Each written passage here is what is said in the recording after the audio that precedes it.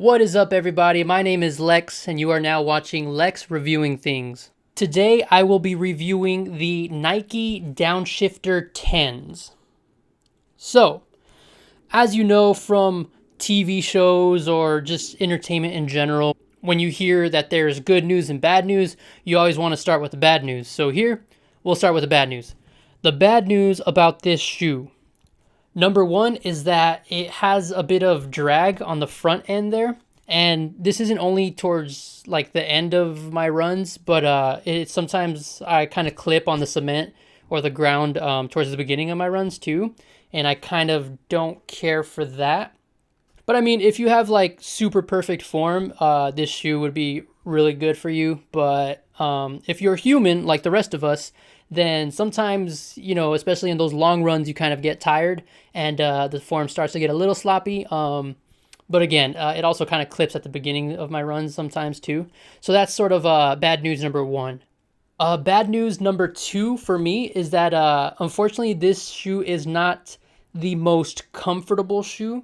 So that kind of shocked me. Whether walking or running in it, it just didn't feel the most comfortable. And the bad news number three, or final bad news that I have for this one, is that, to be honest, there are just better quality Nike running shoes out there. So I have had two prior to this one, and I definitely think they were just overall better quality. Now for the good news. Good news number one about the Nike Downshifter 10 is that it is incredibly lightweight. So that is one thing that I absolutely loved about this shoe. And obviously the fact that it is so lightweight is just great news all around for as far as what you would want to see in a running shoe. Good news number two is that it is extremely breathable. And this is probably my favorite thing about these shoes. And you can sort of maybe even tell by the material in general. It is an absolutely breathable shoe. I've tried running shoes from other brands in the past, and just off the first run, sometimes those type of shoes just tend to like suffocate your foot and it ends up stinking afterwards with your socks or what have you. But that's probably one of my favorite pieces of good news about this shoe is the fact that it is so breathable. And then the final piece of good news about this shoe is that it is extremely affordable. So this is probably one of the more cheaper Nike running shoes that I've found out there. I believe I got this one for about 40 to 45 bucks. And after a quick Google search, I've seen that as at the time of this recording, these are available for as low as $33 around there online as well.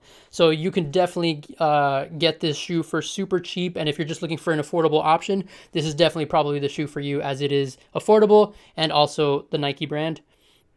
Now, what is my rating for the Nike Downshifter 10? Drum roll, please. 7.9 out of 10.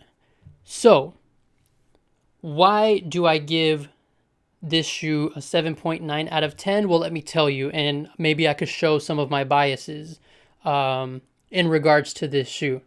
So, I do like it because it is so breathable and affordable, but point blank simple, I've had better quality running shoes from Nike before, too, that I could remember. And after a while, I'll probably try to find those shoes and probably do a review on those as well in a future video. But that's sort of my reason for giving this shoe a 7.9 out of 10. And then just a few final comments as I'm looking at this shoe.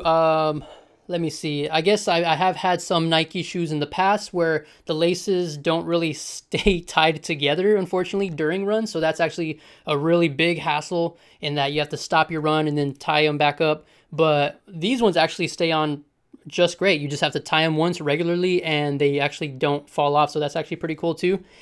And as scary as this thing in the back looks right here, it actually doesn't really do damage to the back of your ankle or anything like that, as far as the few weeks that I've used this shoe and the multiple runs that I've tested and the multiple runs that I've gone on since getting this shoe. But yeah, so that is my review on the Nike Downshifter 10s. Now, of course, I am just one person's opinion, so whether you feel like these shoes are worse, whether you agree with me, or whether you think they're better, I'd like to know. Go ahead and mention your opinion in the comments below. And if you're ever interested in any type of other product reviews in general, I will be posting more, so please make sure to like, comment, and subscribe to this video and YouTube channel, and keep posted for more reviews in the future. And thank you so much for checking out this video, as you guys are officially my day ones, so I appreciate that, and stay tuned for some future product reviews and some future content.